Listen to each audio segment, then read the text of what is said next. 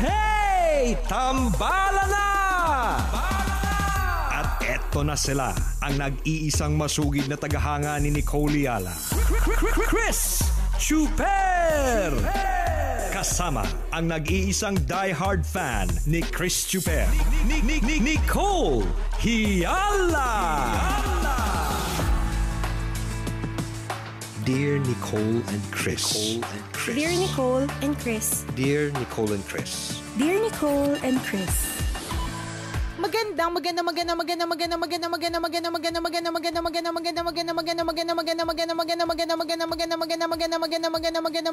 morning, Luzon, Visayas at Mindanao, Metro and Mega Manila. Grabe, ang init, partner. Nakakaloka. Init na Alam mo, init nung isang, ka. Oo, nung isang araw, partner, naramdaman ko talaga, I'm so hot. Charot. Ang init. Grabe, no? Oo nga. Ako, ang init din talaga ng ulo ko kapag nagdadatingan yung mga bills ko. Yun ang experience ko. Pero sa bagay, pareho tayo. Mainit ang katawan at mainit ang ulo. Actually, partner, parang lahat ng mga ganap sa buhay, mas extra nakakainit ng ulo. Oo. In itself, nakakainit ng ulo ang mga bills, di ba? Pero dahil nasabayan pa ng init ng panahon, Nako. di ba, parang mas lalo nakaka-stress, mas lalo nakaka-lurky. Kaya kung wala ka namang, bawal naman talagang lumabas. Oo. At kung wala ka naman talaga napakahalagang lalakarin ganap sa labas, stay at home na lang kasi, alam mo, promise, kapag ka lumabas ka, nakakainit ng ulo. Ang ending, lahat ng tao sa bahay, susungitan mo talaga, promise. Diba, sungit-sungit mo na nga dati, imagine mo na lang yung level ng Ayun na nga. ng pagkasungit mo ngayong dahil mainit ang panahon. Diba? So, kawawa po yung mga tao sa paligid nyo, sila po yung nagsasuffer. Correct. Hindi, pero totoo yun naranasan ko yung sinungitan ko talaga yung mga anak ko, partner, as in sobra. Tapos na-realize ko kasi ang init. Kasi nakakunot talaga yung noo ko kasi parang ano ba yan, ang init talaga. Kaya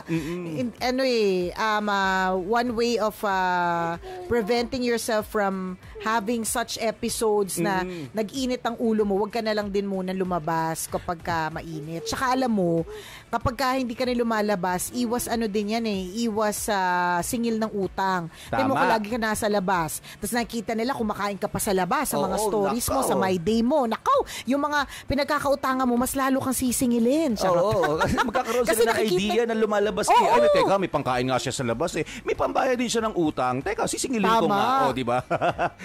Tingnan mo to, nakaluluwag-luwag. Oo, tama. Pero pag nakita nila, yun, di ba pag nakikita nilang ang pinopost mo ay kumakain ka sa restaurant, tapos meron kang bagong damit, di ba? Ang ganda ng mga background mo, ibig sabihin magagandang lugar yung mga pinupuntahan mo. Iisipin ngayon ng mga maniningil, teka, mapera to. Kaya diskarte ko talaga ako pag nagpo-post ako, yung mukha ko mga nakakaawa Yung mukha akong gusgusin, yung mukha 3 araw nang hindi ko makain, ganun.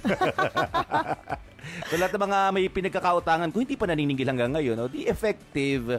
Di ba? Hindi, pero totoo din kasi yun. Although, sabi nga natin, a picture paints 1,000 words. What can seem like nakaluluwag-luwag ka on Facebook may not actually be true, 'di ba? Kaya lang, para sa taong pinagkakautangan mo, ang iisipin talaga niya, nakabili ng bagong Chenelin pero hindi ako nabayaran, nakakaloka.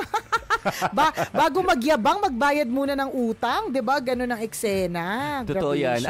Anong eksena mo, partner, pag mainit ang ulo mo dyan sa bahay? Paano ka nagsusungit sa mga anak mo? As in... Pinapaikot mo ba sila sa electric fan?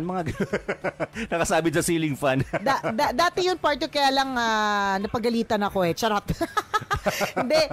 Partner, nasisigawan ko talaga. Parang lahat ng gawin nila mali. Ganon yung pag maglalakad lang sila papuntang banyo, mali na yon. Bababa ng hagdan, mali yun. Lahat ng gagawin nila mali. Parang pagagalitan ko sila, ba't sila kumuha ng tubig sa ref? Bakit nila kinain yung munggo? Lahat, ganon. Pagka mainit ang ulo, parang lahat ng bagay na ma-magnify. Kahit hindi wala naman ang ulo, medyo baliw na yun, part. They go hand in hand. Charot. Basta ang hirap Anong talaga. reaksyon nila? Anong reaksyon nila pag masungit ka? Natatawa na lang ba sila? Or hinahayaan ka lang nila? Or natatakot sila? Parehas. Yan lahat ng feelings na yan. So minsan ang ginagawa na lang nila, tatabi na lang muna sila kasi hanggat hindi nila ako hanggat hindi nila ako na ice bucket challenge para may masmasan. Nakakaloka. Ang init talaga, promise, na parang even if ikaw na yung pinakamabait na tao, parang feeling ko, magsusungit ka talaga. Mawawala yung kabaitan mo. Oo. Nakakawala ng bait yung init eh. Gracious. Naalala ko, yung nanay ko, tama din eh. Dala din talaga ng mainit na panahon. Ewan ko, dahil ba, maraming iniisip, dahil maraming problema, o sadyang ganun talaga kapag aging na partner. Pare-parehas din yan. Oo, di ba? All in one din. Umiiksi ang pasensya, kaya nagiging mainitin ng ulo o magagalitin. Kasi pumunta kami sa isang lugar, parang bukid siya, ganun. So yun nilakad namin, siguro mga 500 meters. Malayo-layo yung lakaran sa madaling salita. The moment na bumaba kami ng sasakyan hanggang sa dumating kami sa paroroonan, yung nanay ko ngawa ng wado sa tatay ko. And since medyo bukid yun, alam mo, di ba, siyempre bukid tahimik, talagang umaalingaw sa buong paligid. Ang layo na distansya namin sa nanay ko. Hindi siya natatapos salita niya. Natawa kami ng tawa. Sabi namin, ano problema ng nanay ko? Ano problema ng nanay ko? Oo. At alam mo kung bakit mas nakakainis pa, yung natatawa kayo, yun yung nakakainis dun eh. Yung parang seryoso ko, tas natatawa kayo. Di ba? Ba't ganun? Yung tipong, ang layo ng nilakad niya, tapos nag-stop kami lahat. Pero siya dire-diretso na paglalakad, tapos dire-diretso din ang ngawa. Layo na namin. Tapos, tama ba, partner? Pinagtawanan nyo pa? Pero natatawa. Yun pa yung nakakainis doon. Yung kapag sa gitna na lahat ng pagngangawa, na seryosong-seryoso siya sa nararamdaman niya, tatawa ka lang. Parang, totoo ba to? Dina-downplay mo yung feelings ko. Parang hindi mahalaga yung nararamdaman kong paggawa dito. Although sabi naman namin sa kanya, Nay, okay lang kahit malayo yung distansya mo sa amin, dinig pa rin naman namin yung boses mo hanggang dito. Huwag ka mag-alala. Hindi nawala ng saysay ang iyong pagngangawa. Ayun nga, naiintindihan namin dala din talaga ng mainit na panahon kasi kaninang tanghaling tapat yun eh. Sobrang talaga, nakakadagdag po siya sa yung busangot na mukha. Yung tipong, di ba, may mga taong alam mong, di ba, makita mo sa facial expression niya kapag mainit ang ulo niya, talagang kitang-kita mo, obvious. Nung malayo pa lang alam mo na galit siya. Totoo yun eh. Ngayong mga panahong ito, obvious siya. Lahat po tayo, yung mga kunot na kunot po yung mukha ngayon, mukha po tayong pare-pareho. Tama. Diba? Totoo yan. At kapag halimbawa nakita po ninyo na parang umuusok na yung tenga, umuusok na yung ilong, parang pag na yung datingan ng mukha, umiwas na din po kayo. Hindi yun yung perfect na nalalapitan mo pa, magtatanong kung pwedeng bumali, magtatanong kung pwedeng mag-leave. Alam mo yung mga ganun. Oo, ibig sabihin may pinagdadaanan niya malupit. Alam mo yun, dapat medyo kilala mo hilat siya ng mukha ng mga tao sa paligid mo. Pero bottom line is, feeling ko talaga nakakadagdag yung weather. 'Di ba sabi nga natin, seasonal affective disorder. 'Di ba? Hindi ba kapag gloomy ang panahon, kapag yung makulimlim ang panahon, nakakadagdag siya ng kalungkutan, nakakalakas ng magpaka-emo. O ganun din kapag sobrang init ng panahon. 'Di ba nga, kunento ko na sa iyo, partner, yung isa sa mga dahilan kung bakit nag-umpisa ang gera sa Syria ay dahil sa sobrang tindi ng init. Kasi pagka mainit, mas malapit kasi siya sa, of course, tagtuyot. Pag tagtuyot, walang crops. Pag walang crops, taggutom.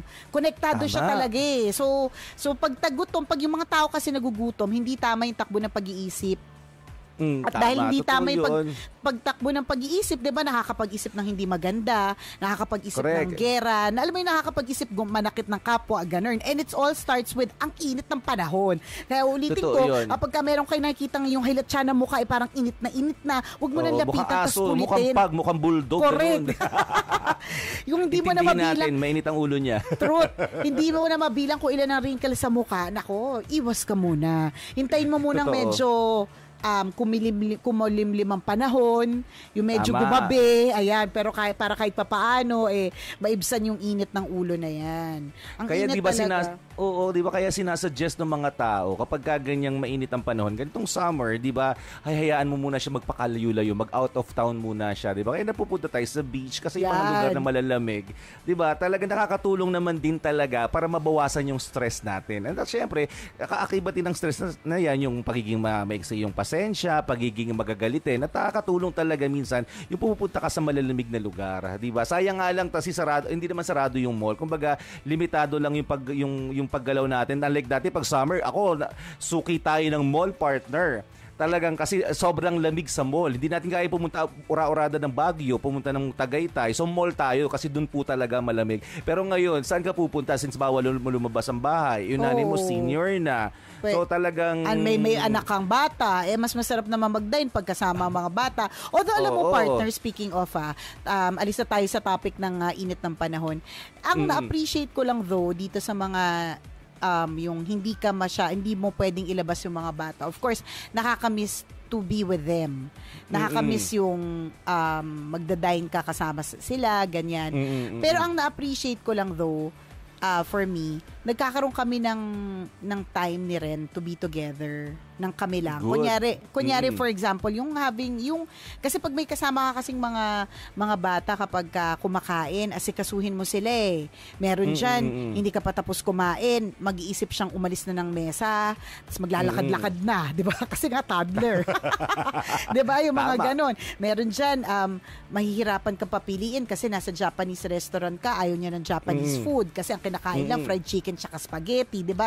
Yung bang mga ganon. Pero kapag halimbawa, both adults lang kayo, madaling mag-decide kung saan kakain. Yes. Madaling, alam mo yun, tsaka mabilisan. Madaling gumalaw. Oo, ang bilis ng galaw eh. Wala lang, isang pagpapaalala lang din ito para dun sa mga iba na, halimbawa, kayo ngayon, naisip ninyo, may madaming pandemic baby or quarantine baby na nabuo, 'di ba? Kasi feeling nila basta nabuo, tas ikaw yung isa sa mga hindi nakakabuo ng baby kahit quarantine, ganun.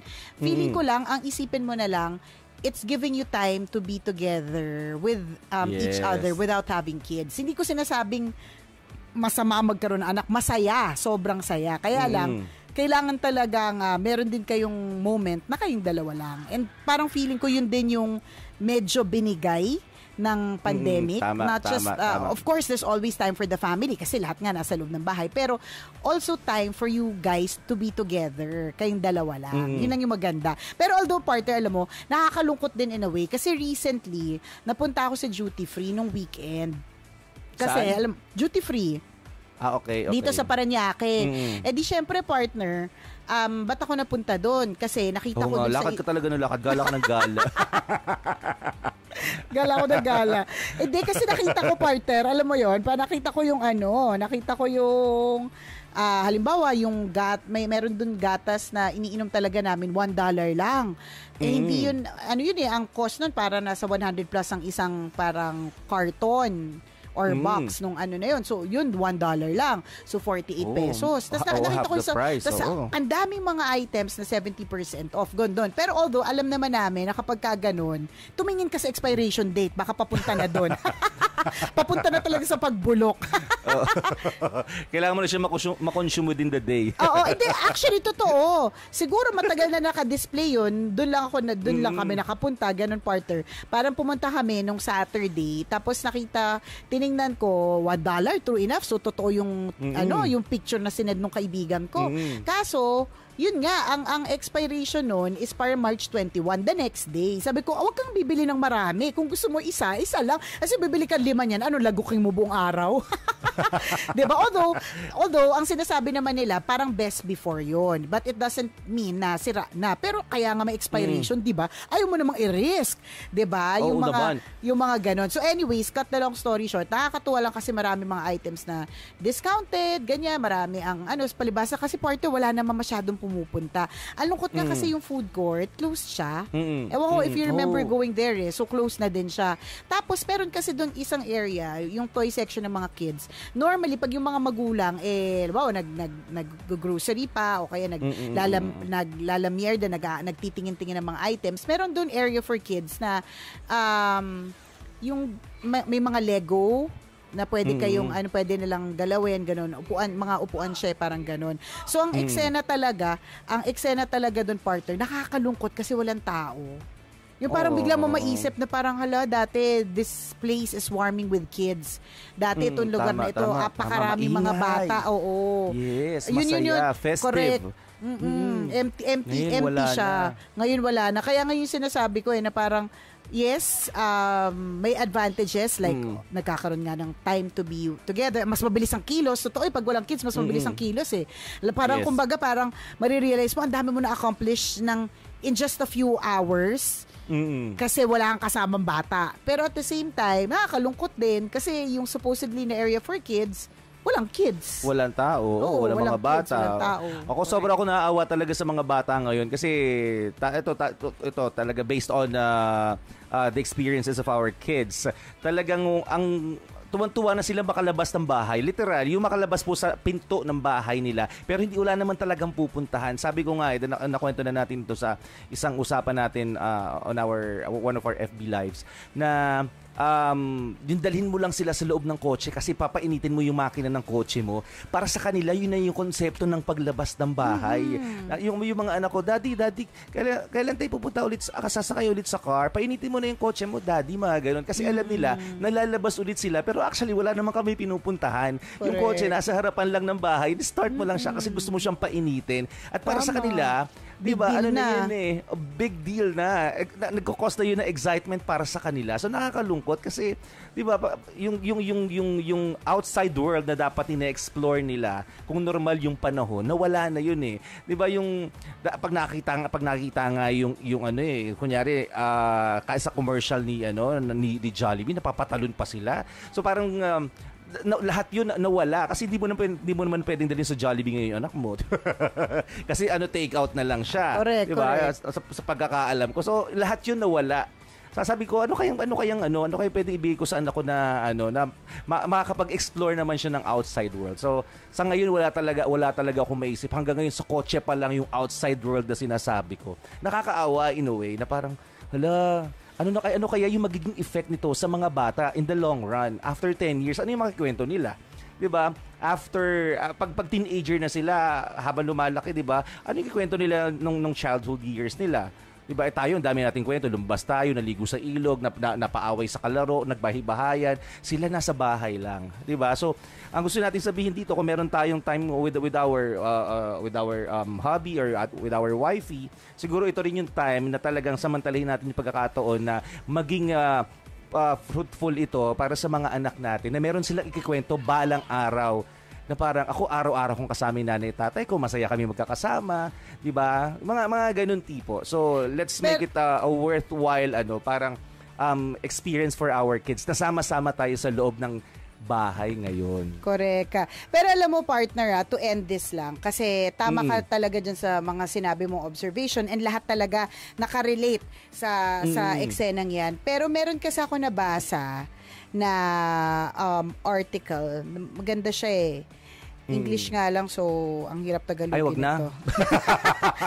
Ang hirap tagalogin ito. Pero ito, wait lang Ang nakalagay dito, partner, don't feel sorry for or fear for your kids because the world they are going to grow up in is not what it used to be. O, diba? Doon pa lang, wag kang maawa masyado sa mga bata at wag ka ring matakot kasi yung mundo na akala mo ay best para sa kanila, hindi yun hindi yung katulad ng dati kung paanong yung katulad naman din na-describe natin na nakakalabas, everything is accessible.